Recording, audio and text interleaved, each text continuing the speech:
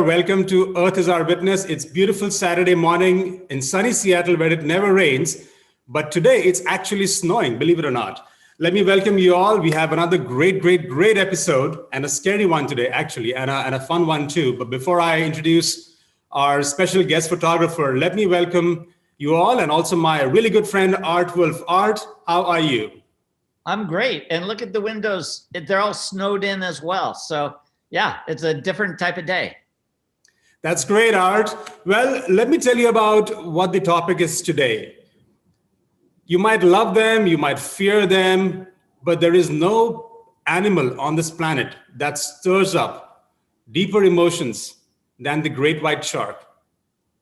And beyond that, to see a great white shark actually breach up in the air. So today we have a really special photographer and documentary host, Chris Fallows from South Africa. He's going to talk about the great white sharks and many other magnificent ocean animals called air jaws and more. So with that, Chris, I want to welcome you to Earth is Our Witness. It's an honor to have you. Great. Thanks, Parimal. Really looking forward to it. Art, really looking forward to chatting to you. It's a great honor to be able to talk to you both and share my passion. So thank you very much. Thank you, Chris. So we can't wait, Chris. We can't wait for the great white. Well, I'm sure we're not going to disappoint, and got some really great stories for you guys this evening. So looking forward to sharing that with you, and hopefully showing you a different side to these animals. It's a pretty amazing animal that I've had the privilege to work with. So if you don't mind, I'm going to start with an image that I guess for me was an image that really, from a photographic point of view, set me on my way, and was a very important image in that path. It's also an image that, if you asked me if I had to, I guess, dream up a photograph of a great white shark, this would probably be it. And oh my gosh, it's an image that I spent literally thousands of days at sea trying to capture. It was shot at a tiny little island off Cape Town called Seal Island, home to about 65,000 seals, and was home to some of the most spectacular behavior on the planet. And it really was the start of, I guess, a photographic career that opened many doors for me. And at the end of the day, I have to say thank you to this particular image. It made it all happen for me. And when was that shot, Chris? That shot was taken in July of 2001. So yeah, 20 years ago. It's hard to believe. I remember it like yesterday. And the technology back then wasn't what it is today in terms of autofocus and higher ISO. So these sharks are above the surface of the water for what? A couple of seconds at best. Yeah, so your average breach lasts about 0.7 of a second. And in those days, I was using a camera called a Canon EOS 1V, which to this day is still probably my favorite camera of all time.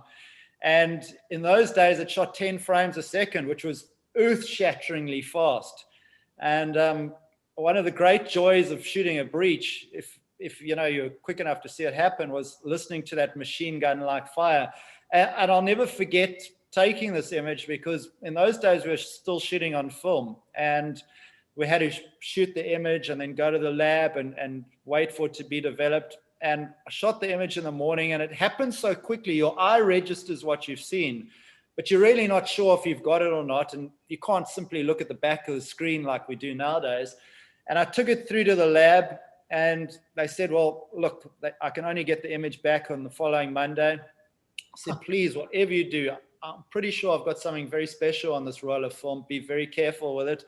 And the whole weekend I sat agonizing, wondering if I'd got the shot, because I knew it was, for me, it was a shot of a lifetime. I'd seen many breaches, but nothing like this. And we walked into the lab, my wife and I, on that Monday morning, and everybody was clapping. And I knew right there and then that I must have got something. And I got the roll of film back, and I looked at it, and the first frame in the sequence was incredibly soft. And I thought, oh my gosh, for one chance.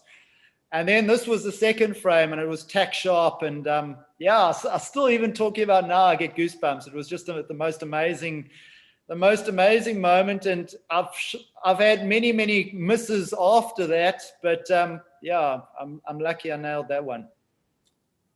Hey, can I introduce you to a special guest appearance today who actually woke up? He's a teenager, so he sleeps late, he gets up late, but he said, wake me up for this talk and then for this image. So I want to introduce you all to my very good-looking son, Ayan. He's 13, and he's also wearing a really cool T-shirt called, what is it, Shark Bait.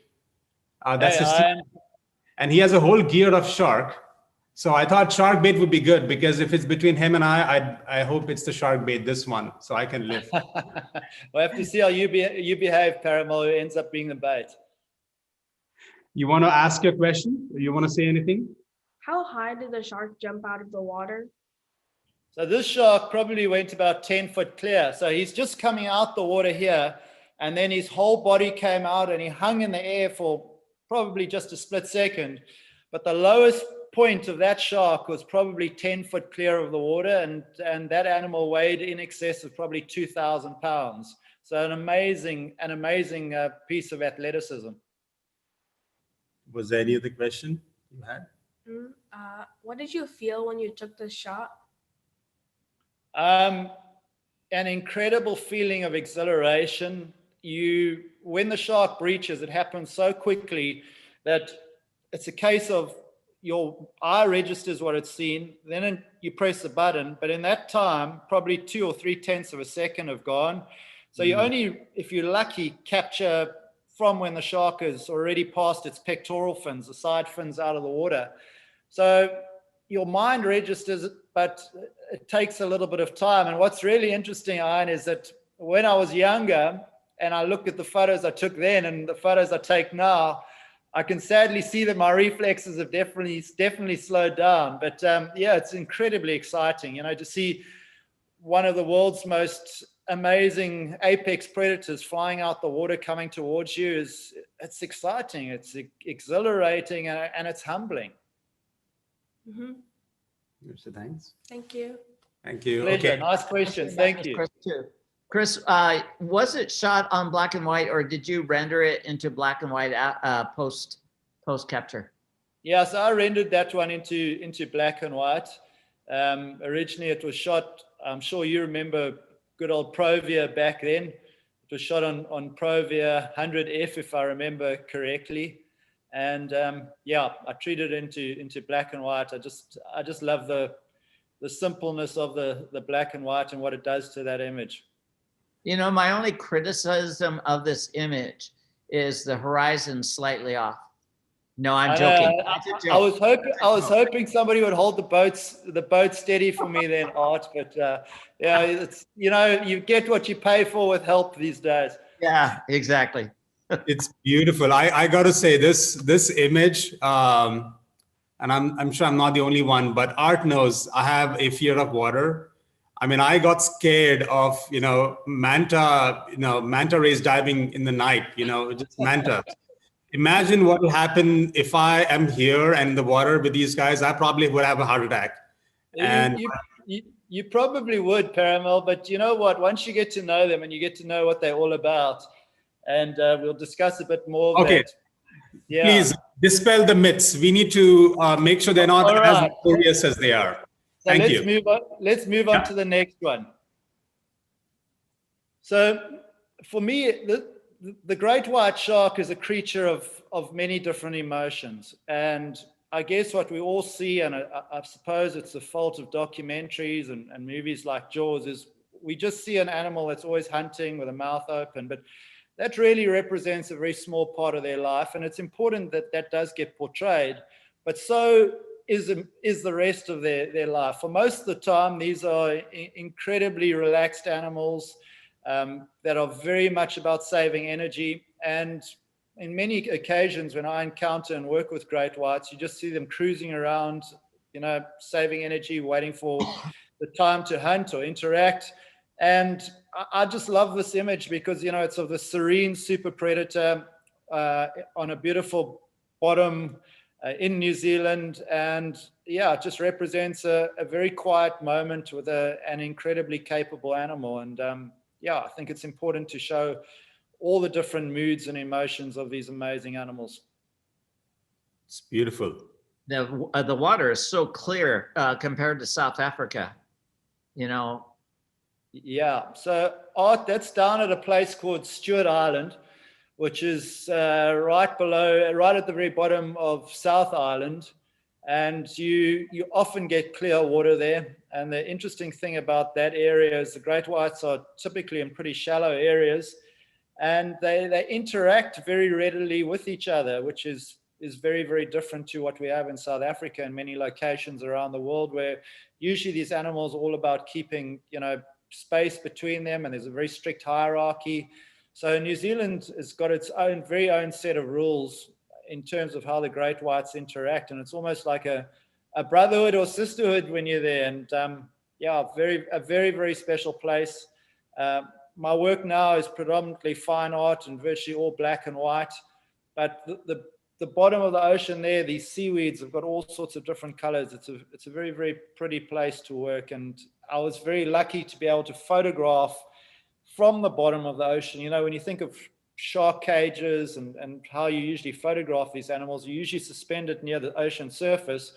But the documentary work we were doing there allowed me to have a cage where I actually got lowered to the seafloor and walked around on the bottom. And that gave me the unique vantage of shooting up and a very different perspective of this animal. But did you say you were in a shark cage? Yeah, so a little mobile cage that once I untether, so I get lowered to the seafloor, then I untether, and then I walk around, find the best spot that I think is going to give me the best opportunities to observe behavior or take photos. And then I've got a roof basically that comes off. So half of my body is exposed and I can shoot, pretty comfortably. And I'd say 95% of the sharks, they're curious, they come have a look, but that's about it. And then once in a while, you get a shark that's really bold and brazen, and we'll come and push the cage around a little bit, and it gets a little bit exciting. But for the most part, just curious and move on. Are they primarily taking their prey on the surface? I mean, is that where most? Well, I know that surfers in Australia have a pretty bad track run as of late, but it's all again on the surface, which is similar to the seals South Africa. Yeah, so I'm glad you asked that question, and I'm going to move on to the next slide because it talks very interestingly about that. Okay. So when the great whites are on the seafloor there, they're very relaxed, moving very slowly. But on this particular occasion, we were working with a shark. It was a large shark, around about 13 foot in length. And it had been swimming around the cage for a couple of minutes. And then a young seal came cruising in. And the moment the seal moved into the area, the shark went from calm, relaxed, to suddenly being hyper alert. And I watched this animal arc up. And that's really the very essence of this image. It's that transition from an animal in a relaxed, docile state to being on hyper alert, sensing opportunity, and looking up at the surface as all its senses are now awake to the opportunity to hunt. And great whites, when they're hunting mammalian prey, obviously being air-breathing animals, most of the predatory behavior does take place on the surface, but the sharks will usually cruise along the bottom, waiting for the perfect time. So they use the bottom of the ocean with their counter shading to allow them to best ambush their prey and then come up at incredibly high speed and catch it on the surface. And that's for mammalian prey. But what a lot of people don't realize is that for most of the great white shark's life cycle, up until the point where they really become adults, they're in most locations around the world actually feeding on smaller shark species. So that involves catching them on the seafloor. So they're amazingly adept predators, capable of all sorts of different hunting strategies. And just a really perfect marine predator. It's amazing.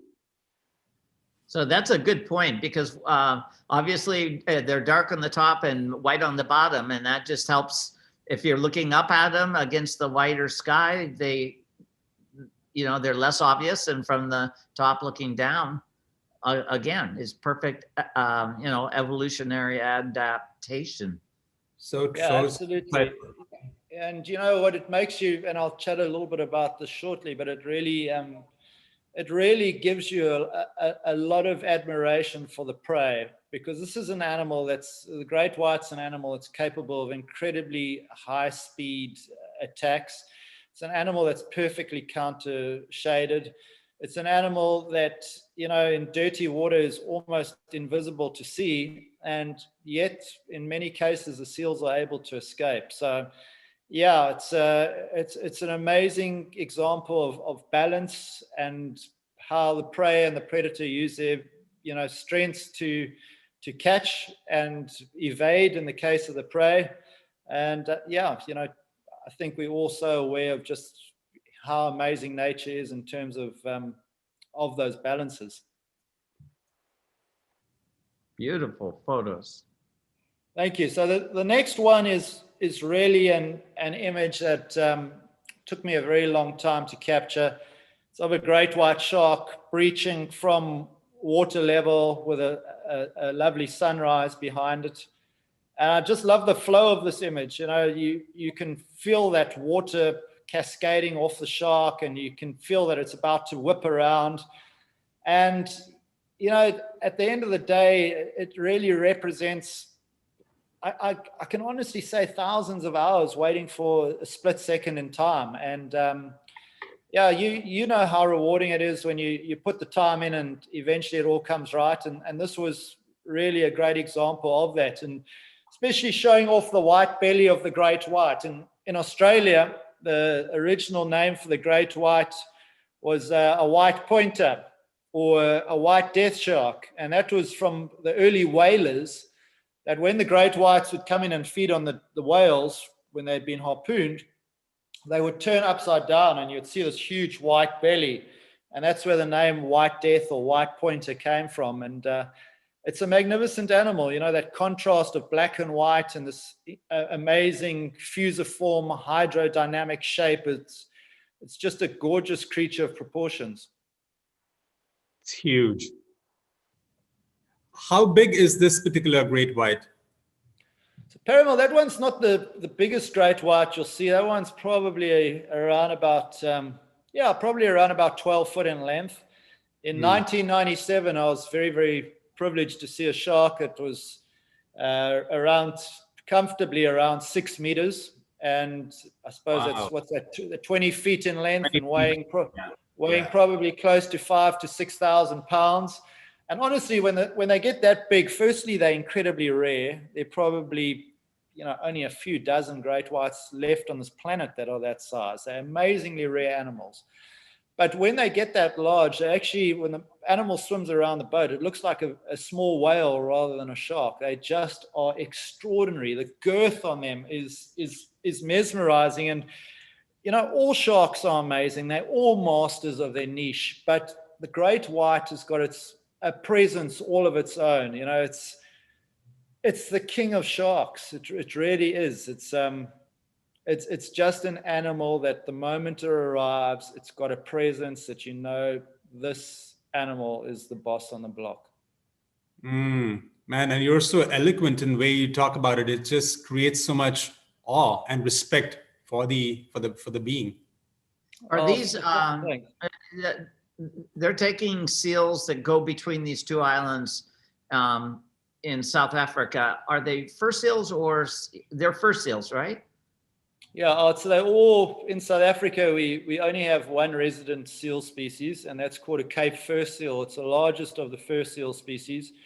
And we've got it between South Africa and Namibia, which is the home range of the Cape fur seal, the South African fur seal. There are about 2 million animals. And the island we worked around for 25 years is called Seal Island. It's home to 64,000 Cape fur seals. And the area directly around it, in fact, I'm going to move on to my next slide because I think it explains it pretty well.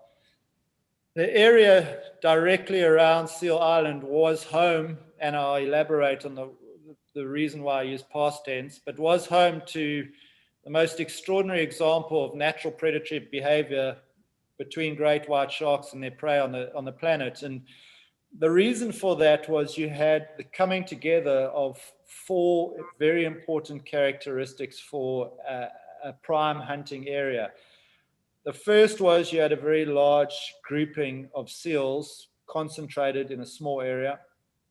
The second was you had shallow water where the seals would feel safe, but they had to exit over deep water. So that gave the sharks the perfect depth from which to hunt and ambush their prey.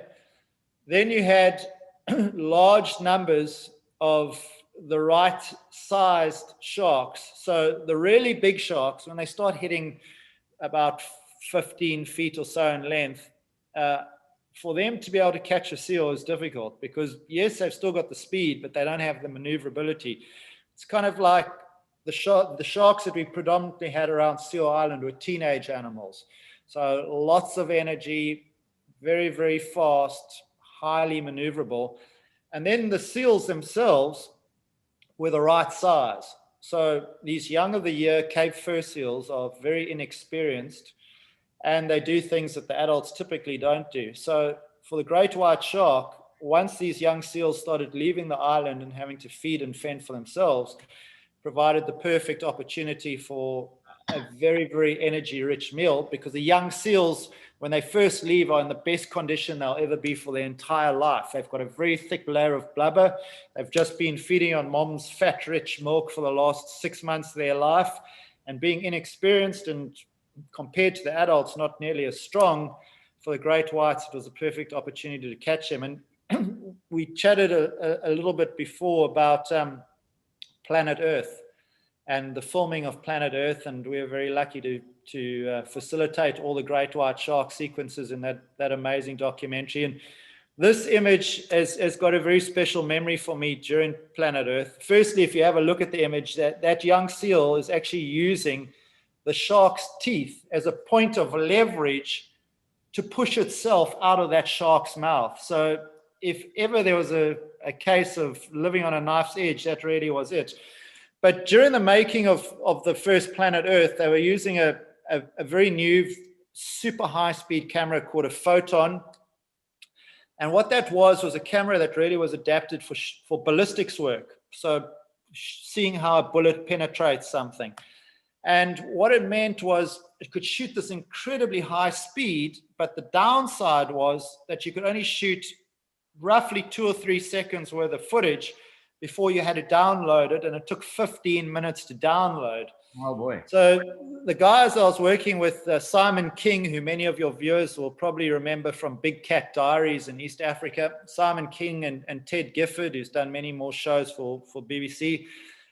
We were working with them, and they would ask me if we saw something amazing, they'd say, must we keep it or must we let it go? Because if we let it go and they started recording something else, we'd lose that sequence. Mm-hmm. And this particular shark, it came up and went for the seal, and they got the shot, the first shot before this.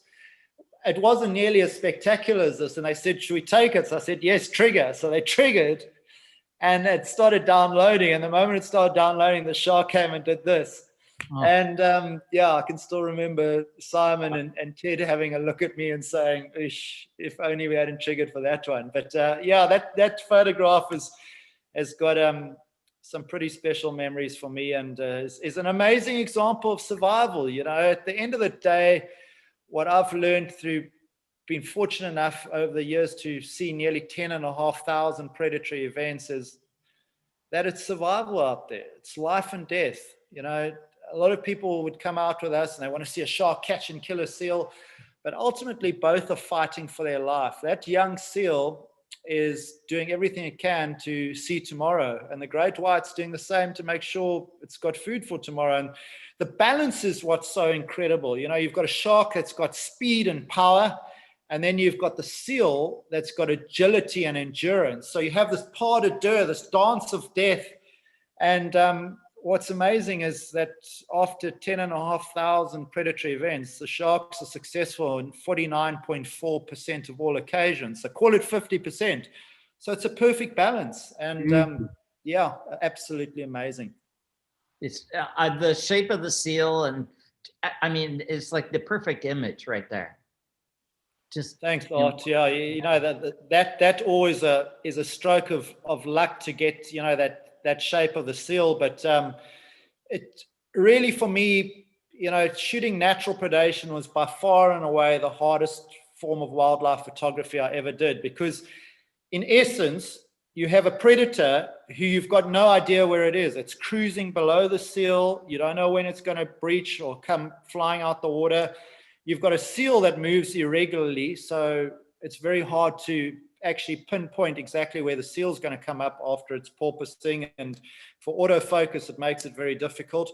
And then you're working in an unstable environment. You know, on a boat you're always moving, and yeah, you add those ingredients together, it's not easy. So I was very lucky, and I've got the most amazingly supportive wife who's very involved in everything, you know, that I do from a photographic and nature point of view. And she was very skilled in always positioning the boat in a way that was very respectful to the predatory behavior we're seeing, because you can easily interfere with it.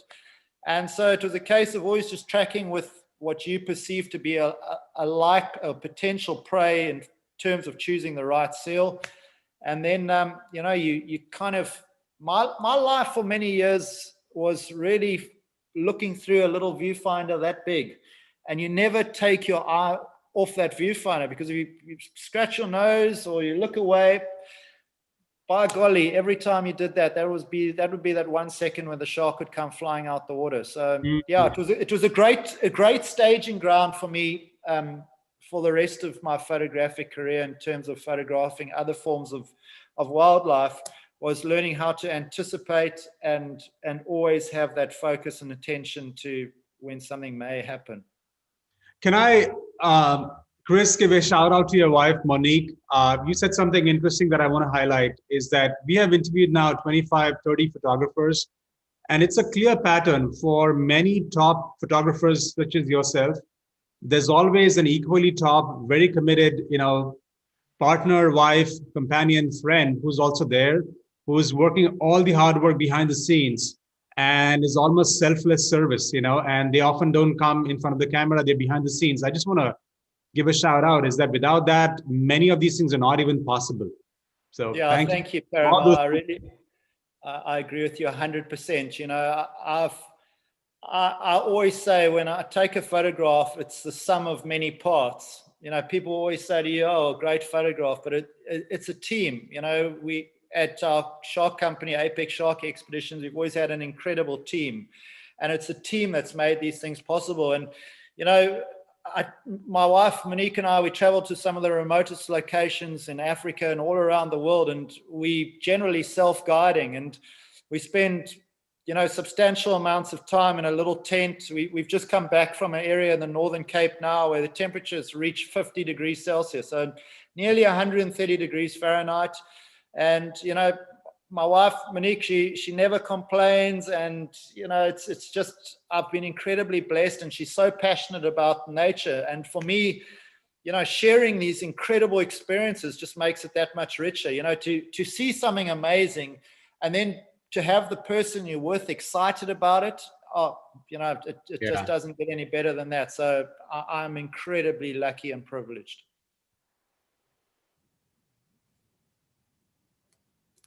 Okay, should we go to the next? Yeah. So the great white sharks really have been I guess, a stepping stone for me. You know, through our work with the breaching great whites that I was lucky enough to discover in 1996, it led to many opportunities to work with various top documentary film crews. And that led to me really, you know, getting to see the world. And what I realized from a very early age was that the great white shark is a part of an ecosystem. You know, every animal is a part of a greater being. And the world is so full of the most amazing creatures, the most unbelievable places. And to be able to see these different areas has been, sure, I know I keep saying a privilege, but it really has been. And one of the areas I feel most comfortable in, ironically, is the open ocean, and especially when it's wild and volatile, because, you know, when you start looking at seabirds, and I love all forms of nature, but and all birds, but seabirds have a particular allure for me because these are true masters of their realm. You know, it's such a volatile place. It's a place we feel so uncomfortable in. We're so vulnerable and fragile. Yet the rougher it gets, the more they revel in that hostility. And, you know, an open ocean with albatrosses with a wingspan of, 10, 12 feet in length, gliding from monstrous wave tip to wave tip is just a wonderful thing to see. And I love that image for the rawness of the ocean and these incredible creatures that have mastered that hostile environment. You're very low to the water. So are you in a sailboat? Yeah, so we were in a very small boat heading to one of the subantarctic islands. And yeah, Art, in all my forms of photography, whether I'm shooting on land or on the ocean, with our own boats, we've designed them that are shoot at water level, because I feel it's very important to, take people into the element of your subjects. And then also, especially when I shoot terrestrial animals, to shoot them from eye level, because I see all forms of wildlife and nature as being as important as my life is to me. And in many cases, I see them as an embodiment of something that's a lot more successful and I guess more evolved than myself. So the least I can do is look them in the eye, and if I possibly can, I look up to them. So I always try and shoot from a low angle and try and put the viewer into the realm of that creature. That's a beautiful area of the world. I've been down there to Snares Island, I think it is, Enderby Island, Stewart Island, as you mentioned earlier. It's a great part of the world and not that well traveled. Yeah, it's a very, very special part. And I think then you're going to really appreciate this one. Ooh. Because I don't know if you were lucky enough to go to South Georgia. I went there in 80 and I've been there about 10 times since. Yeah, well, then you know that this is one of the greatest places on the planet for natural history and large concentrations of animals. And I was very lucky to do 2 month-long expeditions there. The first was part of a once every decade count of wandering albatross nests.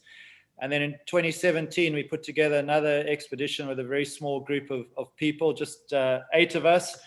And we went down there in a small boat, and I got to spend days on end in places like this, St. Andrews Bay, where if you said to me you had 1 day left on this planet and you could spend it anywhere, where would it be? I'd say a beautiful morning on St. Andrews Bay Beach, watching 500,000 adult king penguins commute into that breaking surf with the mist kissing the beach and the first rays of light lighting it up.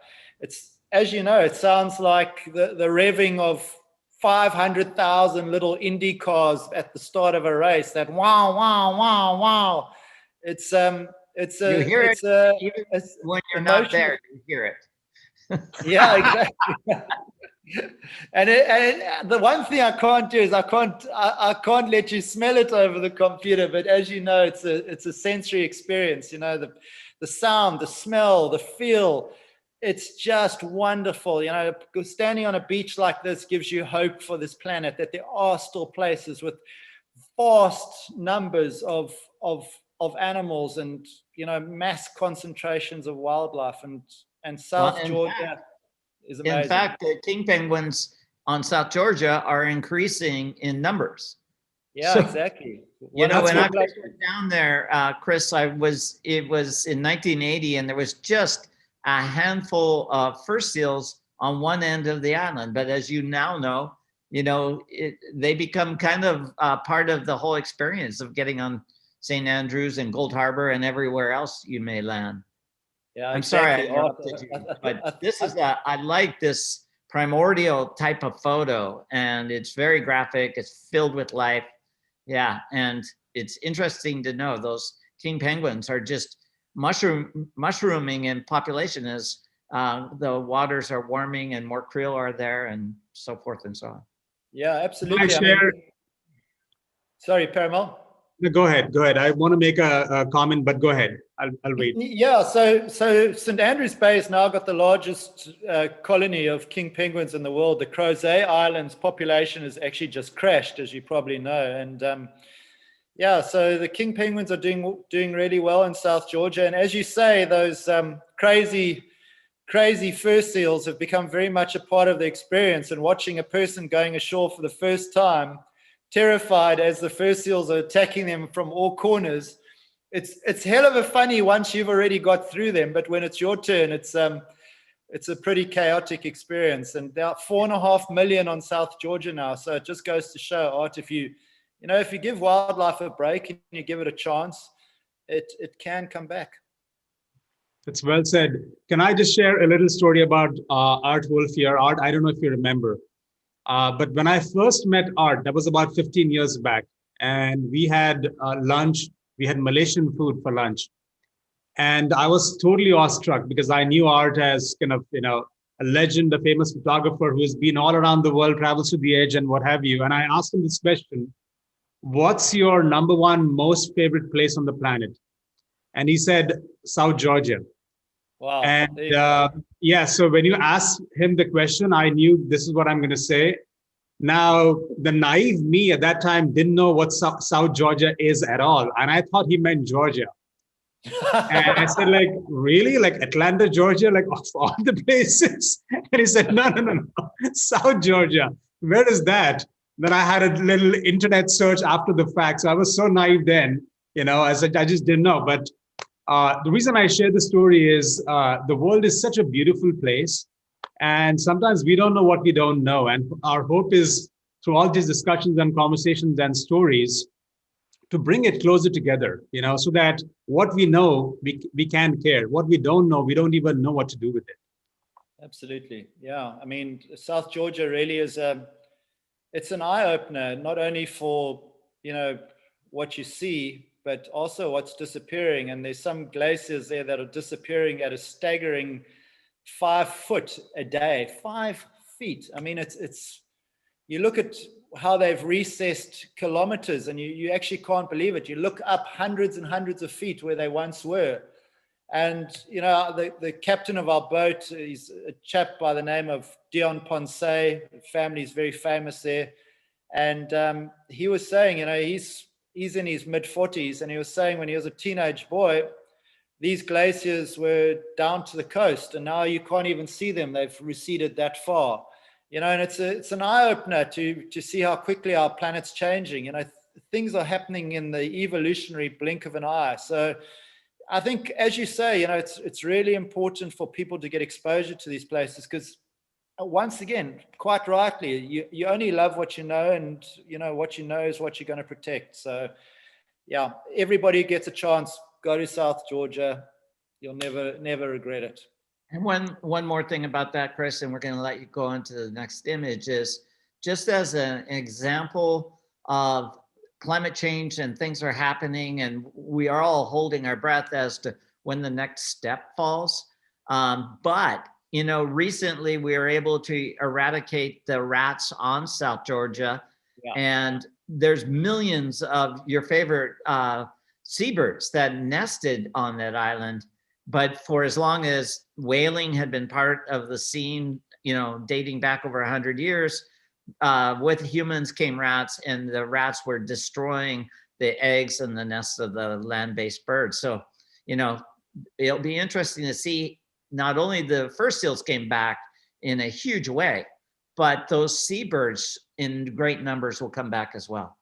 Yeah, absolutely. It's a great example of human effort to do good after we had done bad. And I think it's an extraordinary example of hard work done by relatively few that can make a great change for many. So yeah, well said. So moving on to exactly one of those birds that you spoke about, and which to me embodies, I guess, the greatest nomad on our planet. And if you had to say to me, you could be one animal for a day, and what would it be? It would be a wandering albatross, because you're looking at an animal that can circumnavigate the globe in less than a month.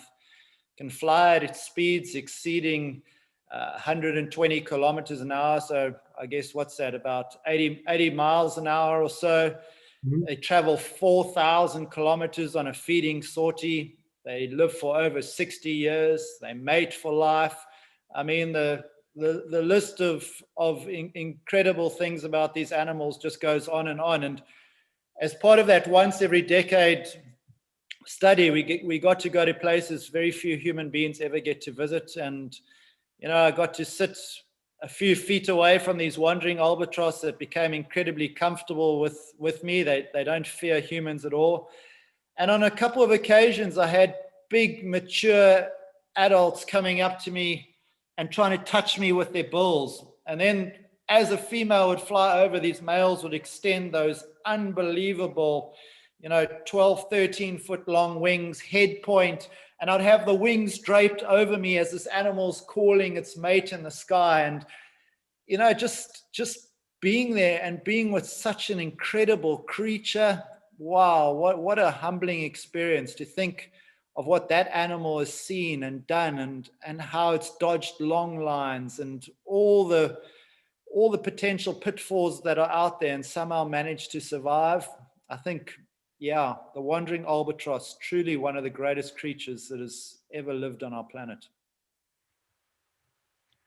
It's a beautiful image too. I love the kind of the wide angle, very close up.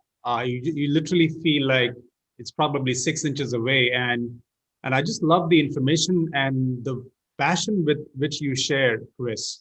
They say when a youngster leaves the island, it will fly. I think it will circumnavigate the globe.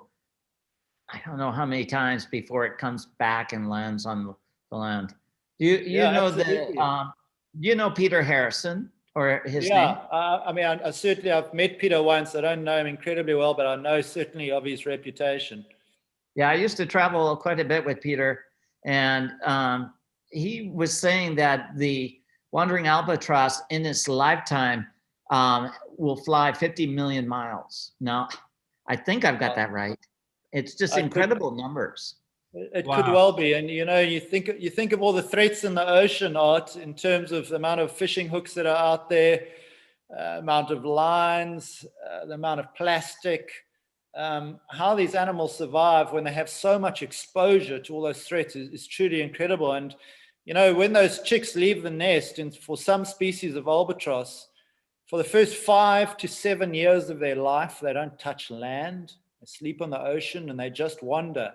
And and you think of the volatile belt of latitudes that these creatures live in. It's unbelievable, that these animals have mastered their realm so well. An albatross supposedly only uses twice the amount of energy to fly as it does to sit on a nest, and that it achieves through what's known as dynamic soaring, as they come off those huge wave crests, and then the resultant inertia takes them back down again. And just a wonderful, wonderful animal to see in those rough and turbid waters. And to be an albatross just for a day. In fact, there was an American ornithologist called Robert Cushman Murphy who said that now I belong to a higher class of mortals, for I've seen the albatross. And I think that is such a beautiful saying. Yeah. So a completely different creature, but equally special. I've got a huge passion for all sharks, but I must say I love the real hunters. And when I say that, those animals that are usually in the upper water column, that are hunting fast, mobile prey. And in the ocean, I don't think there's any sexier creature than a Mako shark. If you look at that animal, it's designed like a jet fighter. It's got incredible proportions. When you have that dappled light glistening off that silvery, surface, it's just the most wonderful animal to see. And it's also an open ocean nomad covering thousands of kilometers. This is an animal that toils with the gladiator of the sea, the swordfish, and will run down a tuna. and is capable of jumping 15 foot clear of the ocean surface. So yeah, Wow. just a amazingly formidable creature. And once again, with these animals, I never use a cage. I'm always free diving with them, and when you're in the water with them, you certainly are aware that you in close proximity with an animal that has got unbelievable potential if it wanted to take you out, and yet it doesn't do that. And I think that is a real eye-opener. We're very quick to kill sharks. More than 100 million are killed every year, but yet these animals that are so capable tolerate us in their space. I often reflect on that, and I think we have a lot to learn. I love the vertical lines of the sun with the lateral surface of the water. It's very ethereal and just the perfect image. As you say, the way the light bounces off the Mako, it's just a really lovely, lovely image. Thank you, Art. I appreciate that. I love shooting in the ocean, I guess like most people do on the land at dawn and dusk, but in my case it's more because you get a lot of bending of light, and with that dappled ocean surface, it really refracts the light at all sorts of different angles, and you get some very different and very beautiful images by shooting at those different times. I'm very seldom on scuba. I'm usually snorkeling on the surface in the first few meters of the ocean. And, as such, you get beautiful lighting conditions in that environment. So, yeah, just a wonderful animal to see on a beautiful stage. A question from Lucy Evans. Have you ever had a close call with a white shark that has put your life at risk, or any other shark? I've never had a shark act openly aggressively to me. Only time I've had close calls with sharks are kind of when either I've made a mistake and crossed a boundary that I didn't know I was crossing, in terms of, animals are always displaying signs and giving us warnings. And in the case of sharks, they do it through body language, and it's not always that easy to see. But in 1994, I had a 10-foot great white shark get into a cage with me, a one-man cage, for over a minute, and it pretty much destroyed the entire cage. And I was very lucky not to be crushed by that shark, and fortunately, more importantly, the shark wasn't injured. And over the years, that we've had, great white sharks quite often come very close to landing in our boat. When they're hunting the seals, we stay a very respectful distance away, usually around about 150 to 200 feet. But in a couple of occasions, the seals will actually go underwater and end up under the boat. You don't know that they're there. And if the sharks see them, they'll still go for them. So on a few rare occasions, we've had sharks nearly land in the boats. And underwater, I guess, I've been pushed around by sharks on many, many occasions. But if they really wanted to take me out, it wouldn't be an investigatory bump or a gentle push. Yeah. They're catching incredibly fast moving prey like seals and tuna. What's a flabby human being to destroy, when you think of what they usually feed on? So, no, I've never had a shark act openly aggressively towards me, other than if by some chance I've made a mistake. Thank you. Again, a lovely image. I love the lightness of the school of fish. I'm really curious, what is hanging, what is draped down below that swordfish? Yeah, so those are actually its pelvic fins, and they very elongate. It almost looks like it's wearing a cravat or a bow tie or something like that. And Art, this is a very special animal to dive with. It's the fastest fish in the ocean, as you know. And this was a place called Isla Mujeres off the Mexican coast. And it was one of those trips, and you'll really, relate to this, where you do a trip and just every single day you hit a home run. And the trip is so fantastic that you say to yourself, I'm never going to go back because I will never beat it. And this was a trip like that. We were there for 10 days, and 8 days, it was just one incredible spectacle after another. And the way I relate to diving with these animals is they corralling these shoals of fish, and they come flying in at high speed. You know, you can see this animal's built for speed. And at the last minute, like a flamenco dancer, that sailfish throws up that big sail and it misses you by centimeters, but they never touch you. But when you have this rapier-like bill coming towards you, you feel like you're about to become a kebab. But just a beautiful animal, and the colors light up. Sometimes, you know, shooting fine art now, all my work's black and white, but sometimes I wish I could leave a few in color. Wow. And those, I'm sorry, what islands were those? Are they off the tip of the Baja? Is that a series of islands that are to the southwest? No, so it's in the Gulf of Mexico, and it's very close to Cancun. It's a place where the whale sharks congregate in very, very high numbers. Okay. It's an amazing opportunity. And, you know, you don't have to be particularly proficient as a diver. It's all near the surface. You need to be fit because you do a lot of kicking. In fact, at the end of that trip, I don't think I've ever had as many full body cramps as we did on that trip. It was just swimming to keep up with these animals. And you realize just how slow and cumbersome certainly I am in the water compared to them.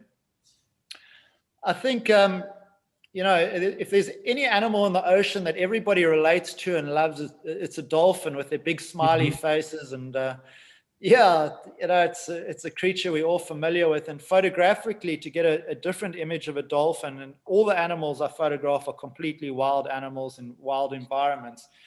To get a different image of a dolphin is not easy.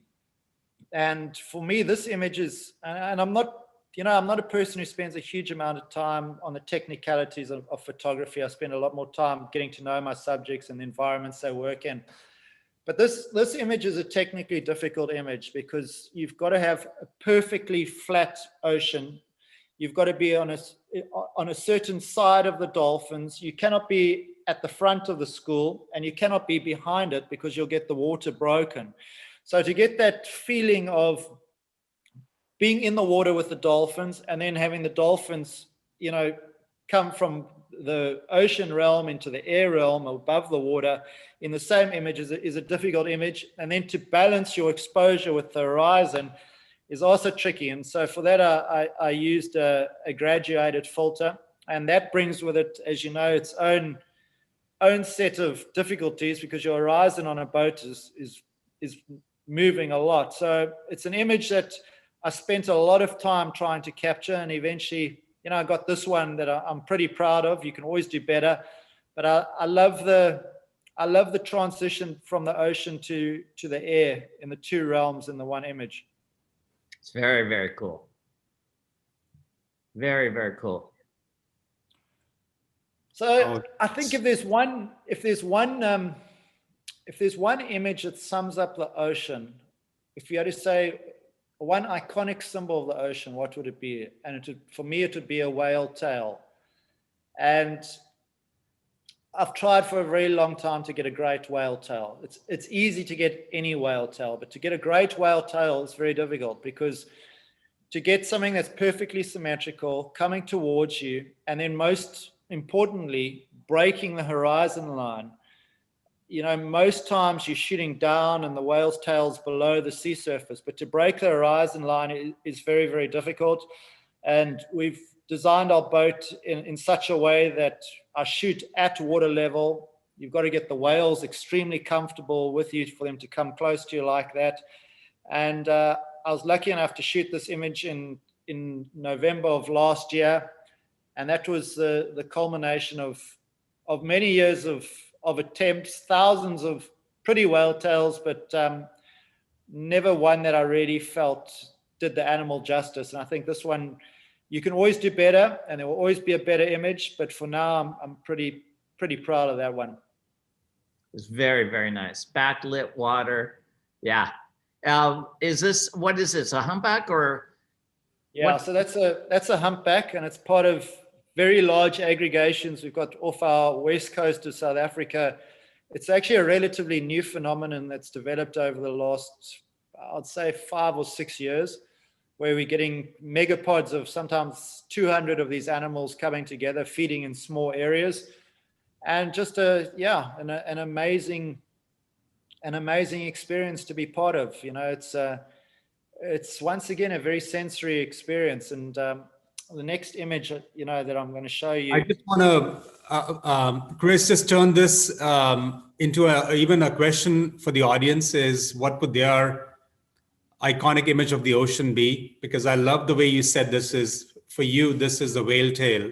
And it's such a beautiful image. I'd love to, I'm just curious to know from the audience via comments what they think their iconic image would be. And I do want to echo what Art said. It's just a beautiful image with the backlit, the ribs actually showing, you know, the shadows, just light, the dance of light and darkness is just beautiful here. Thank you, guys. I appreciate it. And yeah, you know, all these animals we photograph, it's such a privilege to be with them that, you know, if I'm going to take a photograph, I really want to try and do the animal justice. And every animal I photograph, I spend a lot of time trying to think, what is it about this animal that embodies the very essence of that creature? And for me, a whale's tail or whale spouting is that. You know, we always relate to seeing that beautiful curving whale tail. And yeah, I spend a lot of time trying to think, what is it about each of my subjects that embodies what makes that species special? So yeah, that was my special whale tail. And yeah, look forward to the next one. So this image is more of an emotional image for me. This is the same concentration of whales I was telling you about, where they come together in huge numbers. And it's a very sensorial experience in that at first you see a splash on the horizon as you might be seeing a breach. Then as you get closer, you start seeing the spray. Then you get closer and you start hearing the sounds, those incredible exhalations. And then finally you feel the mist of the exhalation touch you, and you smell what the whales have been eating. So it really, you know, touches all senses. And what I feel when I see this image is, you know, up until the 1970s, we were killing tens of thousands of these animals. And when you see a whale's exhalation hang above the ocean surface, to me, it's almost like, I don't know, this sounds a bit corny, but it almost looks like the spirit of dead whales being released from the ocean. And I call this image whale spirit. And yeah, it's I guess it really touches a chord. They're such magnificent animals. They're so gentle. They're so spatially aware. And I relate to them like I relate to elephants in the terrestrial environment. You know, they're sentient beings.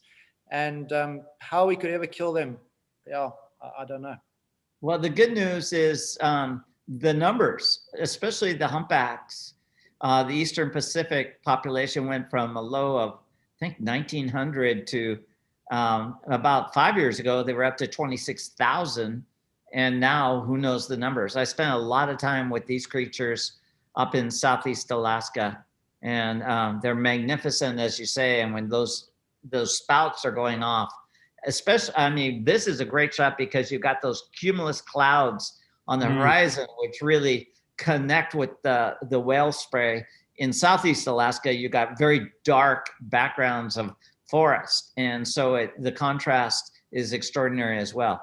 But yeah, humpbacks in particular are great when they're breaching or with their beautiful tails, as you've just showed us. Yeah, they're fantastic whales, as you say, Art. I mean, you know, you get a couple of species of whales that are quite lethargic, but humpbacks really, as you know, they're the ballerinas of the sea. And with that scientific name, the great wing of New England, you know, that tail is so special. And each tail, as you know, is a fingerprint. You know, every tail tells a story of that individual, and that's that individual's passport and or identity book. And yeah, it's fantastic to know their numbers are increasing. And to have good news, environmental stories is amazingly uplifting. So that is certainly a good one. So moving on to a kind of the exact opposite of a good news story. This is one of my favorite great white shark images. I call it the final act, because sadly this was the final really good breaching great white shark image I ever took at Seal Island. And it's very emotional for me, because in 1996, I was lucky enough to be the person to discover this amazing breaching behavior. And now, less than a quarter of a century later, it doesn't occur anymore. And the reason for that is that the primary prey source of these great white sharks, people always think it's seals, but for most of their life, it's actually smaller shark species, have been wiped out in our water by overfishing for fish and chips. Our small sharks get exported to Australia for fish and chips. So the great white sharks have completely left the two areas of highest abundance where they used to occur. It's Seal Island and Gansbaai. And 25 years is an evolutionary blink of an eye. And that's just what huge impact we're having on this world. People think, oh, these changes are happening over large periods of time. No, they're not. We're seeing them happening so fast. It's absolutely incredible. And, I know we kind of preaching to the choir here, because everybody listening is interested in nature. But, unfortunately, what's happening is we're all talking, we're all discussing the problems, but it kind of just moves on. And one thing slowly disappears, another thing slowly disappears. My wife and I, just last week, we were up in the northern parts of South Africa, where we have some incredible trees called koekerbome. They were from the original Bushmen, made them famous, and they're these icons of Southern Africa. And, climate change has wiped them out. And we were looking at skeletons. 10 years ago, I photographed them. And now those same vibrant trees are dead. And these trees live for 300-400 years. And in 10 years, they've all died. Wow. And this is how quickly things are happening. And, I really hope that today's leaders, and you hear change is happening, but I really hope change starts happening quickly, because we really need to take action and take action fast, because the things we love so much, they're hanging on by a very thin bead of silk. Yeah, well stated. Well stated. I mean, just trying to hold that overall temperature of the planet. If we raise it 2 degrees, it's like well, we shouldn't end on such a negative note, but that's the reality. And yeah, well, I've got one more positive slide. So we'll end on a high. Okay, this good. is a beautiful image, by the way, Chris. I love this image. I mean, what an epic shot. Thank you. Most people would digitally remove that bird because it's so distracting, but you chose to leave it in. Again, that's a joke. That is a joke. This is the bird. Oh my God, this image is absolutely beautiful. Thank you. Yeah, the bird was a nice touch. I always carry a trained bird with me wherever I go. So. Yeah, even the drama in the cloud and the drama coming from the ocean, in the air, it just is just a perfect image. Thank you, Parimal. Thanks, Art. I appreciate that. So the final image is, it's not all doom and gloom. We still do have a couple of great whites in South Africa, and there are a couple of locations where we work where we still see this amazing breaching and hunting behavior. But from a fine art and photographic point of view, this photograph for me represents 25 years of my evolution into the style I shoot nowadays. And, where I really pay a lot of attention to atmosphere and weather, and I pore over weather forecasts before I do any trip. And I pay a huge amount of attention to my horizon, always trying to get my subjects above the horizon to create that distinction. And this image was was shot with a very wide angle lens at extremely close quarters, and kind of everything came together, with a shark that's jumped close on 15 feet clear of the water. And that photograph really represents a culmination of my journey as a fine art wildlife photographer. And it's a lovely profile of an animal, which is very important. You get sharks when they breach, it just looks like a blob in the air. And unless you really know sharks, people look at it as, what is that? But when you've got that big dorsal fin, that lovely shape of the animal, there's no mistaking it as a shark flying through the air. And that's been, I guess, many years in the making. So hopefully there are more to come.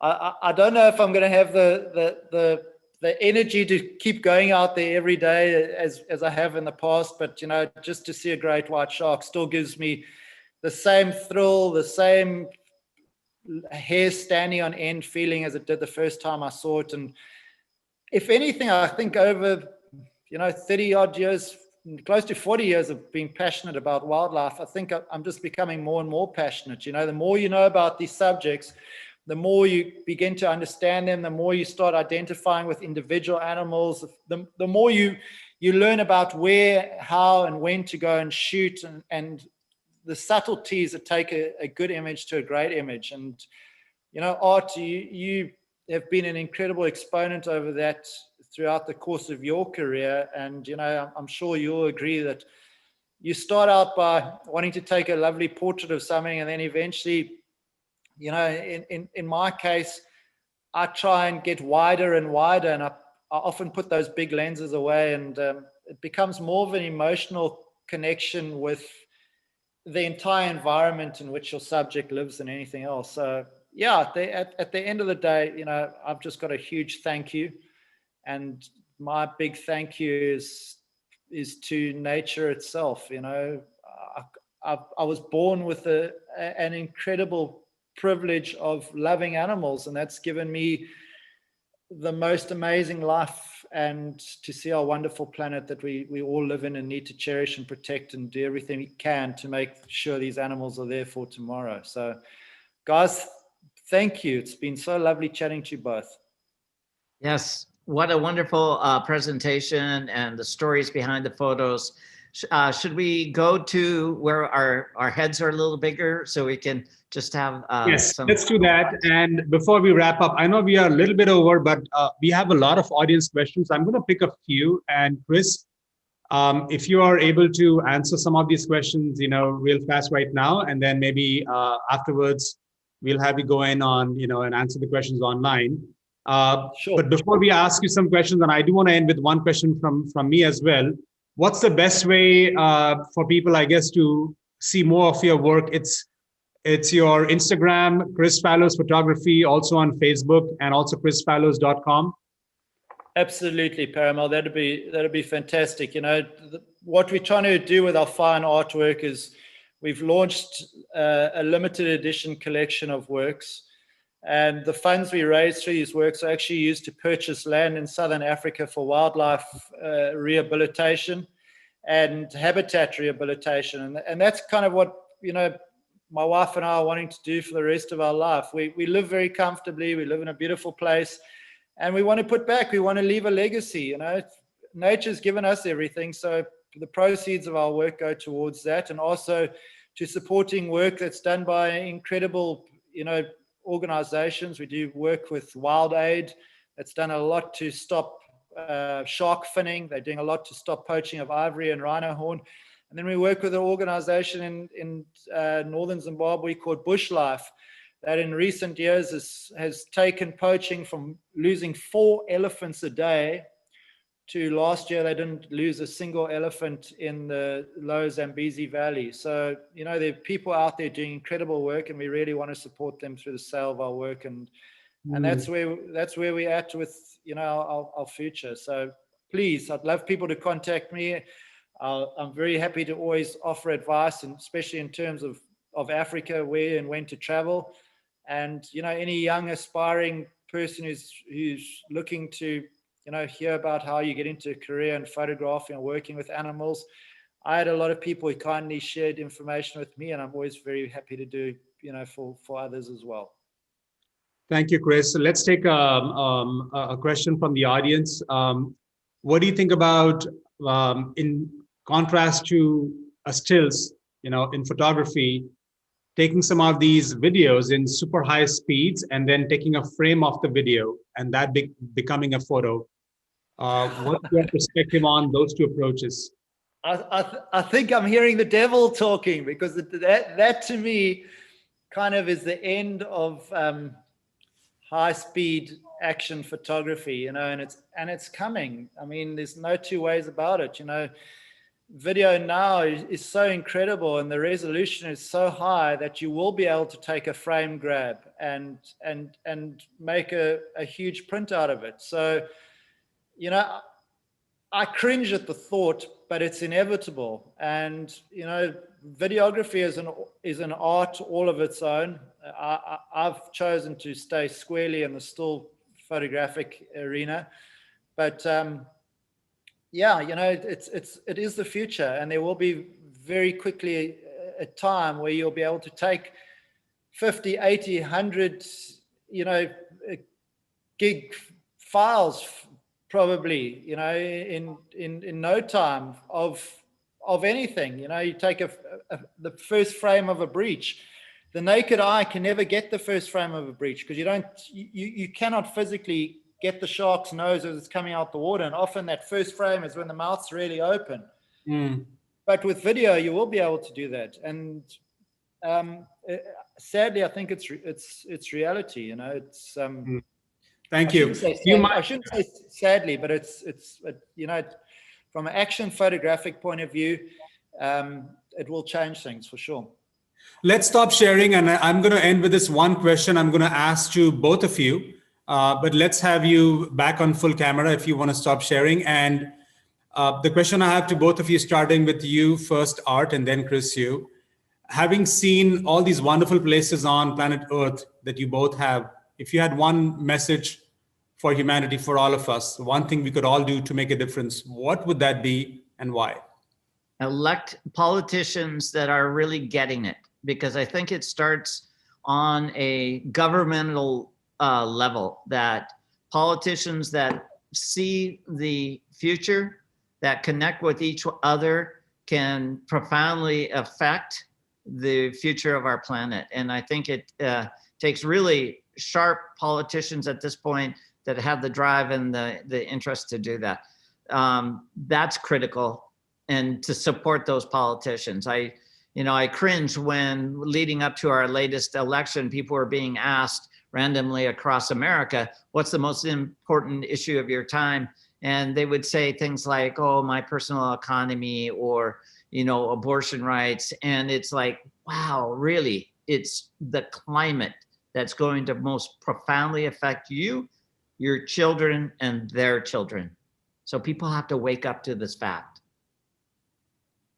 Yeah, I mean, I would love to, echo Art's words on that, and because I believe 100% in exactly what he said, but I'm going to, add to that the power of one should never be underestimated. Each of us has got the power to make a change, and even if it's in your little patch of your neighborhood, that you don't cut down that tree that the owls are nesting in, every one of us can add up to a greater change. And a person's individual efforts can be infectious and inspire an entire neighborhood, an entire city, and an entire town. This world has been shaped and changed by the actions of a few that led to the changes of many. So, what Art says is 100% true. Politicians, you need to catch a wake up, because ultimately you make the decisions. But sometimes individuals need to set examples. So if both of those things come together, we will see change, but make those changes. Actually, it's funny, because in an earlier episode, within the last 2 weeks, I basically said the same thing, that if you don't have the economic means to travel the world and you really want to make a change, start with your own neighborhood ravine. If it's dirty, clean it up. So, very much the same sentiments, Chris. Thank you for that. Yeah, thanks, Art. I think, people don't realize how quickly changes are happening. And you and I have been unbelievably privileged to have traveled the world and seen so many things. And through that exposure, our greatest passion is nature, the outdoors, and the ability to share it and photograph it. But it's a double-edged sword because your passion runs so deep and you're seeing how much is changing. And, unless people have had exposure to that, they probably can't fully grasp the changes that people like us are seeing. And it's happening quickly, guys. We need to stop doing what we're doing and make changes now. On that note, I do want to thank all our audience. Art, thank you for all your insightful comments. And just want to remind everyone, if you like this, which I hope you did, please do share. More people need to hear this conversations and stories that really matter. And do subscribe to both our YouTube and also follow Facebook. Chris, I want to thank you, man. Like, this is really special. Not only are your images so beautiful and evocative, but your passion, your wife's passion, you as a team, your team, and the way in which you told the stories, it's very clear that you really, really are genuinely passionate about the subjects, our fellow beings on planet Earth, and then you really care. It's not a business for you. It's not a thing that you just do as a livelihood, but it's something that is a true legacy for all our kids in the future. So thank you for that. And we'd love to have you back on Earth as a Witness, because I know you also do a lot of other wildlife photography. It's not just ocean. So we'd love to have you back if that's something you'd be open to. Thank you, Parimal. Thank you, Art, and thank you. I would love to be back. I'd love to share, the terrestrial stuff that I do. And thank you so much for giving me a platform to share my passion with, because that's an incredible privilege. So thank you both so much.